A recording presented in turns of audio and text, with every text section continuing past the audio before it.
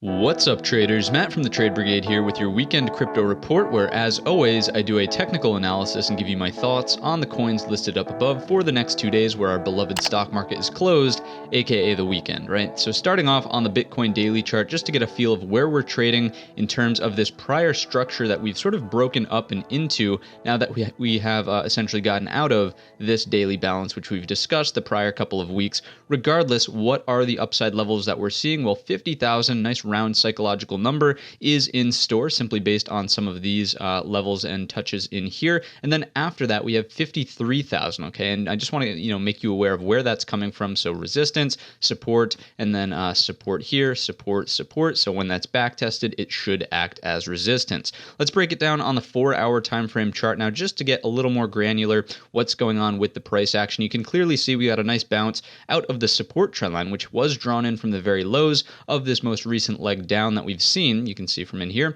and perfect bounce out of that. So going forward here, we are looking for a higher high, basically anything up above where we're at now. And I would argue that for the sake of trend continuation, it needs to be a little bit more significant of a higher high than what we've just seen here and have put in so far before we would consider a pullback into the support trend line a buy once again, right? If you make a higher high, generally this is a buy point right here. Stop goes underneath and you're looking for trend continuation. But until I would say we can get up and into that 50,000 mark, it's kind of like just an incremental high isn't exactly what you want to see for a trend line buy if there is any sort of pullback. What I do think is interesting though is the fact that we had this range, right? We had a look above and fail. Oops, if we grab the other tool here for a second, look above and fail back in, look above and fail back in. We did fulfill the target of moving to the bottom end of the range, and now we've broken out. So what do we do whenever we're looking at ranges like this? Typically, we like to see a range double, right? So if that's being defined as the range, we would like to see that double to the upside, and we're kind of at that target now here,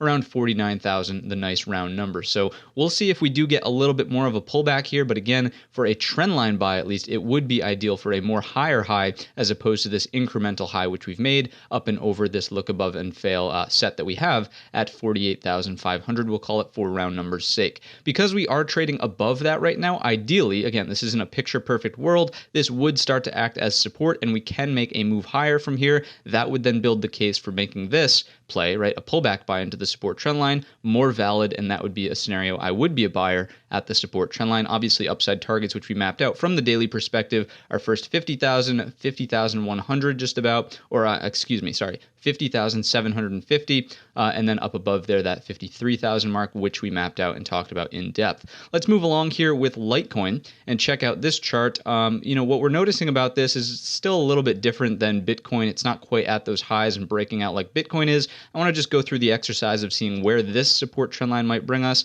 and that's something that I would advise everyone has on their chart. So you can clearly see we bounced out of it just like Bitcoin bounced out of its.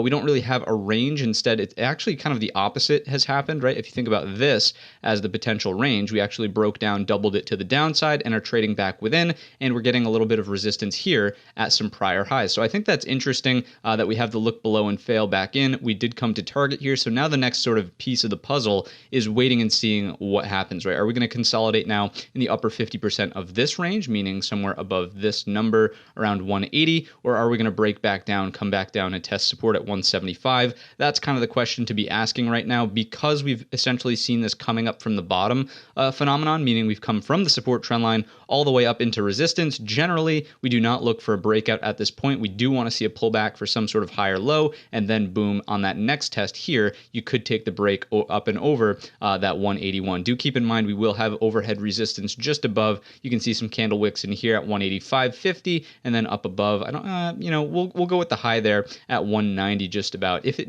really gets going, let's say there's a massive move across crypto over the weekend, what would the ideal target be to the upside? It's 198 or just 200 psychological, right? But as the chart currently sits, the uptrend is intact. It just isn't the greatest point as of right now to be a buyer, again, on this coming up from the bottom phenomenon straight into the top end of the balance as well as resistance. Next up, we have Ethereum, and what's going on here is essentially the same thing, right? The same but different. A lot of these coins are the same but different. But if we define this as the range, right, a couple of look above and fails. So one here, kind of more like Bitcoin, right? Did fulfill the target at the bottom end, and now we're back up at the highs of that balance. So it's very interesting that once again, kind of more like Litecoin, we do have that coming up from the bottom phenomenon. We are coming into overhead resistance here, close to 3,300. So it's not the best place for a breakout buy. You wouldn't want to take this on the first go here, but if we do pull back, form any sort of higher low, ideally it does come in here at this prior area of resistance. You can see support, and then in here resistance, as well as some consolidation around that area. That's 3,200. If we do use this as a higher low, that would be ideal. This would, of course, be our anchor low, major low there. Well, one thing I do want to sort of bring our attention to is just like we did in Bitcoin and Litecoin, let's see if this long-term support trend line is intact, and not quite, right? So we did break this one. We're starting to recapture it, and it's not going to be too useful in terms of gauging positions and or entries, so that's not something I would really encourage anyone to leave on the chart. For now, just really watching that 3,300. If we can consolidate below it, form some kind of 4-hour bull flag that would look like this, then great. Looking for the breakout up and over after we've consolidated for some time with a target up there at 3410. Next up, beyond that, we're looking at 3670. Again, just based on the nature of this pattern, wouldn't really expect it over the weekend, but that is the number. Next up, we have Cardano.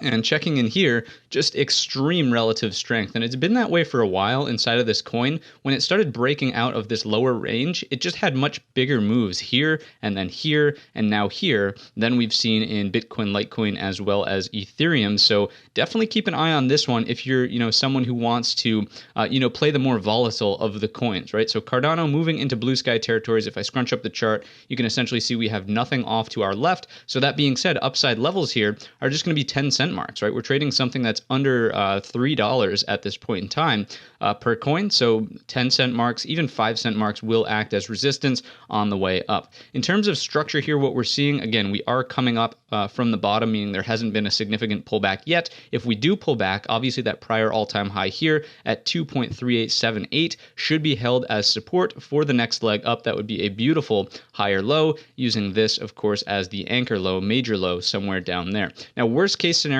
if this does not hold here at 238.78, the area that certainly should hold for this to remain in a solid uptrend would be the prior breakout high, right around 220. I'd argue we can probably adjust this level up slightly. Doing something like that would be a little bit more accurate, in my opinion, for the breakout point. The last thing I'll do here on Cardano is take out our support trendline tool. Doing something like this, you can see we do have a support trendline intact. Again, if we get this, boom, what do we know about this area right here? That is super support. Look for the long stop goes just underneath. And of course, you're retargeting the highs, which as of right now are up around $2.60. So we'll just put a level up here so we are aware. Call it 255, right? Next up, we're going to check in on Doge. And Doge, again, is just the coin that's in here for the people, not something I trade myself, although it has had some pretty decent moves recently. So if you do trade it, then, by all means, continue to do what you're doing. It just doesn't quite fit my risk tolerance. I'd rather be in the big three and or Cardano, honestly. So anyways, regardless of my thoughts, what are the technicals saying? Clearly respecting the support trend line. Going forward, what I should, make note of here, excuse me, having some issues. If this is technically a lower high, so H for high, and using this as the major H for the big high, right? If we pull back into the support trend line, that is not a buy on this go around. It's critical that you make a higher high for trend continuation, and then the support trend line becomes a buy. But in this case, it is not, done that just yet. So be skeptical of this support trend line going forward. If we do get into it, again, you're not looking for a buy. Look for it to maybe ride it for a bit and then start to break it down underneath. In which case, we do have some levels to watch out for. We have 0.3071 underneath that. You can see prior breakout point then used as support here at 0.2829. Okay, so that would kind of be the line in the sand to the downside, at least for the weekend. If we do get into here and start printing anything like a hammer candle, anything like an indecision doji, basically anything that would make you question, is this pullback starting to end? Can we use this prior market structure as support and flip long over the highs?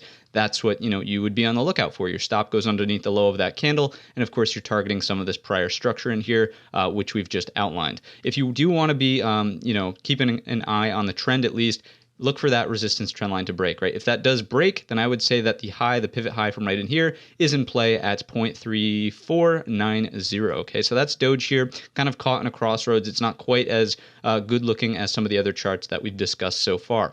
Next up, we have XRP for the Ripple. And what is going on here? Pretty good move coming off of prior support. You can clearly see resistance breakout point held to the T as support now, moving back to the upside. So again, it's not the ideal place for a new long entry up here. I would say it needs some sort of consolidation coming off the bottom into overhead resistance before taking the breakout up and over this 1.3. That could look something like this. It could look something like this. And then the break, it could look like a number of things. But again, it's just not an ideal location trying to get the breakout once you've already traveled this distance so far. So please keep that in mind. What should some levels be that you pay attention to here in between that, I find critical? Well, certainly this breakout point from in the past, or just a lot of stacked upper wicks at this 1.2211.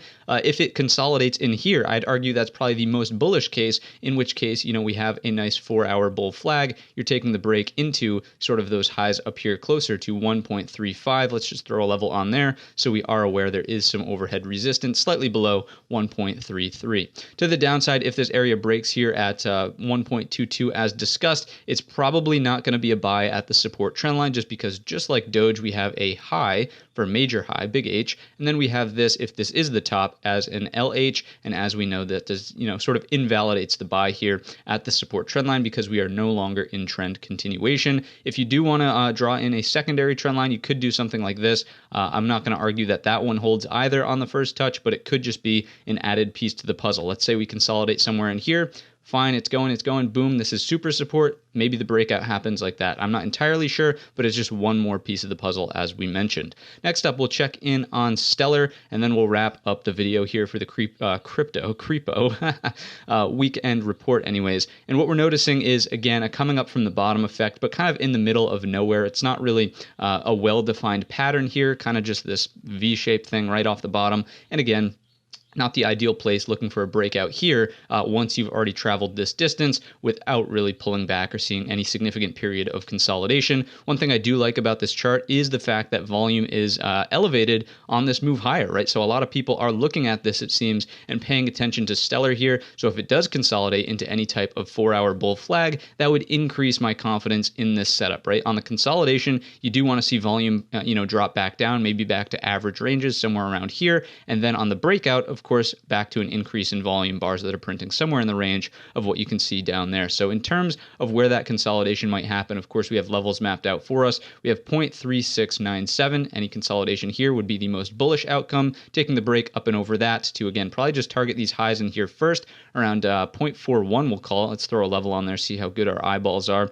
So 0.0493 or 0.4039, excuse me. Lots of decimals to deal with here inside of the crypto. Anyways, that would be the first target to the upside. After that, what are we looking at? Well, let's go back out to the daily time frame chart, see what is to our left here. Is there anything that we can use as prior structure? And what I'm noticing is there's actually quite a ways to run up until some of these highs from in here, close to 0.4445. Okay, so XLM could be a contender for a nice breakout. If we get that trend continuation, we'll drop it back down to the 4-hour and then just wrap up the video with some final thoughts. If we get a further breakdown, then this 0.3697, your next major support is here at 0.35, and that's kind of the line in the sand that would need to hold to even remain, kind of bullish on XLM. And the reason being, of course, is because it was prior breakout from in here, and that would also be a higher low, right? So in terms of trend continuation, you could call this the anchor low, you could call this the anchor low, you could call a lot of things the anchor low, and then call this the higher low. Then this would be your next higher low. And again, if we did something like this,